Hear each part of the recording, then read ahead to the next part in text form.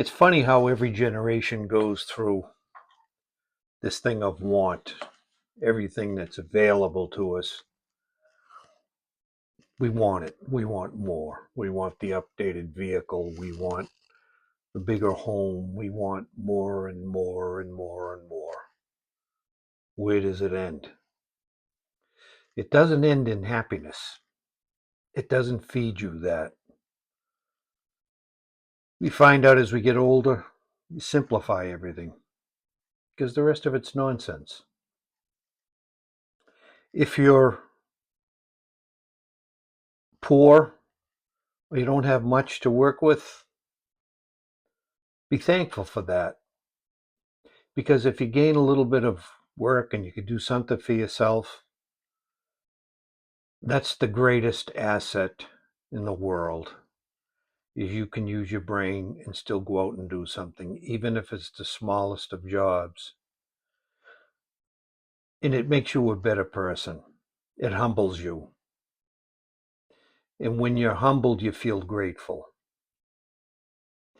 I remember once, a long time ago, when I was living up in Massachusetts, and I had just come from a brutal day's work. At the end of the day, the snow started falling and we were coming into a blizzard, a really fast, powerful, windy blizzard. So I got finished and hoped that I made it home in time to beat this thing. And I had to drop off something, I don't remember what it was, and it was right near a mall, a plaza, massive place, many, many stores, parking garages, restaurants all around it. And it was dark, maybe 9 at night, and there was nobody around. Plows hadn't even come out yet. And I remember this thing starting up, and there was a young woman in a small car, like a Toyota or a Nissan or something like that. It was an older vehicle.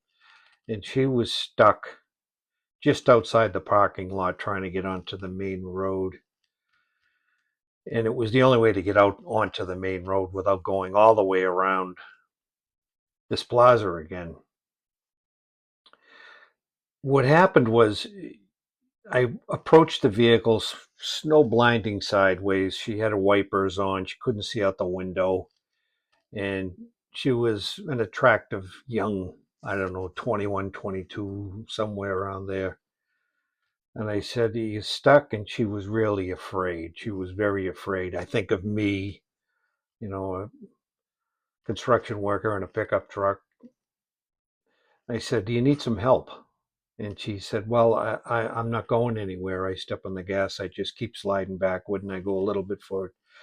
I said, let me see was going on. Lo and behold, she had a flat tire on the other side of the vehicle. She didn't even know it. The road was so slippery, she couldn't go anywhere. I says, "You've got a flat." And she said, "Are you sure?" I said, "Well, yes." I said, "You're not going to go anywhere. Your tire's just going to keep slipping. You have a flat tire. You have no snow tires." I said, "Do you have a spare in your trunk?" And she said, "I don't know." And she was shaken. She was literally shaken. She was so afraid. I felt so bad for her. And I said, "Let me see your keys and let me open your trunk and see if we can straighten this thing out so you can get home." And she wasn't quite sure. She had a blank look on her face. And I said, "You don't want to stay here?" Um, and she said, "No." So I went, of course, to any emergency company or vehicles that are out there very busy at this particular time. You won't find anybody. And I told her that.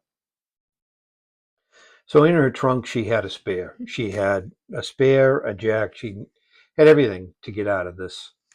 And I jacked up her vehicle and changed the tire and put the tire on. And I was in a bad mood already.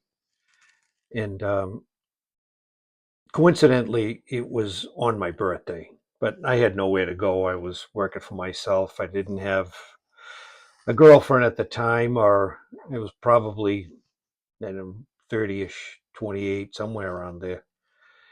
And I put the tire on, threw the jack back in the trunk, threw the tire with the flat in the trunk, and she says, "Thank you so much. I really appreciate it."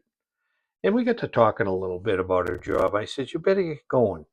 She goes, "Well, I want to do something for you." I said, "You don't have to do a blessed thing." I said, I just wanted to get you going so that I can go home too."